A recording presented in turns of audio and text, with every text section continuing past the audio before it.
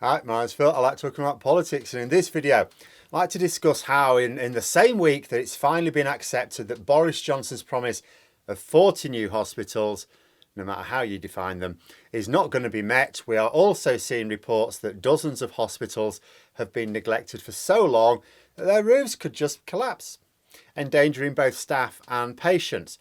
Imagine how that goes wrong this winter. You know, when the strain on hospitals is bad enough right now in summer, imagine that on top of it. But first, if you'd like to be notified of daily news and politics, please subscribe to the channel and click the bell notification icon. So the Tory party manifesto had a promise of 40 new hospitals, and it was always nonsense, of course. It was basically transpired once the government started telling something like the truth about it, that what they meant were renovations. Oh, we're going to paint that corridor. You know, it might be a bit more than that. It might be knocking down a building that was coming to the end of its life and building a new one. That's important. It might be a genuinely new building, but just another wing of an existing hospital. Again, that's useful. There's nothing to knock about that. It might have been a refurbishment of an existing building, you know, the lick of paint, but there was never a plan for a new hospital as the voting public understood the term. You know, the government could have been honest and said, look, we're going to put this amount of money into refurbishing hospitals, making them more modern. That would have been fine. That would have been in line with sort of a little bit what they've been doing. You know, it was always a massive con that they were going to build new hospitals, let alone 40. But even the con isn't being built in its entirety. Still annoys me that the mainstream media will refer to refurbishment plans as new hospitals. It's like, look, where are they planning on doing it? Is there a hospital right there now? If there is, it's not a new hospital. You're just improving it, updating it. A new hospital doesn't mean maintenance work on an existing hospital. It means what it says. There's an area there where there isn't a hospital right now, but there will be by 2024. But even the maintenance work is not being completed at all of the 40 existing hospitals planned. A report on Sky News this week was showing that quite a few of these works are not going to be completed until years after the election. Some of them apparently don't have completion dates at all. Labour's Shadow Health Secretary Wes Streeting has pointed out that neither Liz Truss nor Rishi Sunak have been talking about these new hospitals or their plans for these new hospitals, and that could be an indication that they may just intend to drop what little plans Johnson had altogether. And that's a good point. At the moment, Sunak and Truss are both talking about policies on all sorts of things, as on everything they can think of. And yet they don't want to talk about their plans for hospitals. That is very suspicious. But then there's other news recently as well, because although the government should not refer to refurbishment work as new hospitals, and the media certainly shouldn't, refurbishment is still necessary. Hospital buildings, like schools and many others, they're not really designed to last the ages. You know, and in all of the news, ministers have now had to admit that 34 hospitals in England have got concrete roofs that have been in need of replacement for years. And they're now in a position of imminent collapse. There are struts holding the whole thing up at some of these hospitals. But that doesn't guarantee their integrity. That's just, fighting against the tide. Imagine being a patient in a ward and you're asking what all these metal poles around you are. You know, and it includes one at a hospital in Liz Truss's neck of the woods. Oh, says the nurse breezily, that's because the roof could collapse at any moment. Oh, great.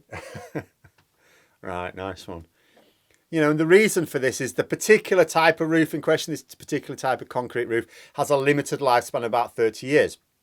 Now, there will be some who think, well, you know, why not just build hospitals to last much longer? And it's down to funding. Basically, governments need to fund building programs for various things, including hospitals, including schools and so on. But it has to be done on a budget. And you can try and argue that, well, if you think long term, if you know, you save more money over a very long term if you build them to last in the first place. But we know how the media will react to that, especially if it's a Labour government. But the same behaviour will be criticised of a Tory government as well, to be fair. They'll point out, oh, it's costing the taxpayer too much, or you're piling on debt. So they can't do that. You can't take The problem with democracy is it's very difficult to take a long-term view.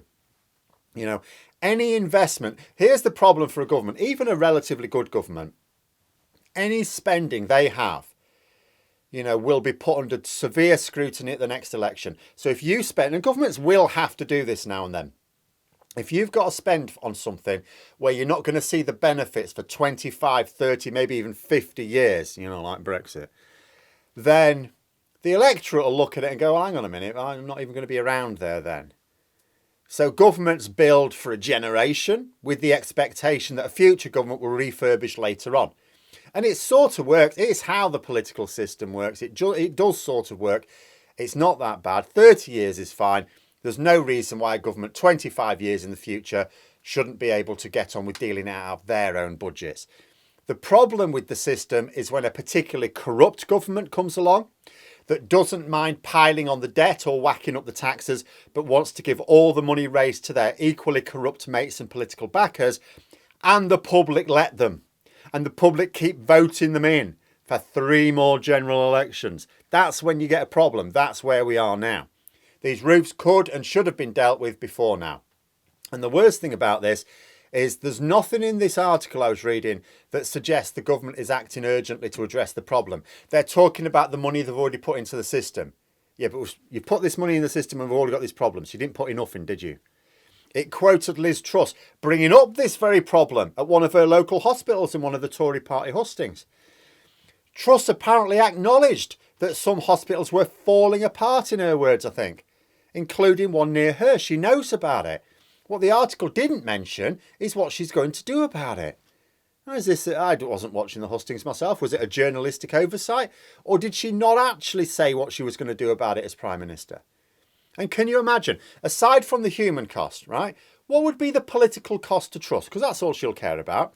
If one did collapse, let's say in the new year, let's say January, February time. The Tories will have been in power for almost 13 years, so there's no excuse for not having refurbished these roofs. It'll be pointed out that Truss herself brought up the issue during the Tory leadership contest. At this point, that'll have been half a year ago. So she can't claim she didn't know about it. And the public will think she's had time to do something.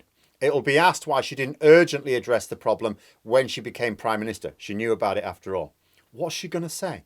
Oh, yeah, but I wanted to cut taxes so that hospitals could keep more of the money they make for roof repair. Because that's her solution to everything, isn't it? I'm going to cut taxes. Oh, you're worried about your energy bill going up by £50 a week? Not to worry, I'm going to cut your taxes by £1 a week. Enjoy. Maybe she'll appreciate the potential PR disaster waiting if anything does happen at even one of these hospitals, let alone the one near her. Maybe she will authorise emergency work to be done. But if she does, it'll be the bare minimum and then nothing. There won't be a change in the general policy of spending as little as possible. Hospitals are in constant need of refurbishment. Leaving it for a decade or so has costs. You know, this isn't like not doing the vacuuming for a week or so. If you leave building works like this, you end up needing more expensive solutions to deal with the resultant mess. Because not only does the mess have to be dealt with more quickly, therefore more expensively, but the solution needs to be more expensive. And the fact that something could go terribly wrong this winter, when we will not have spare beds in the system, frankly horrifies me.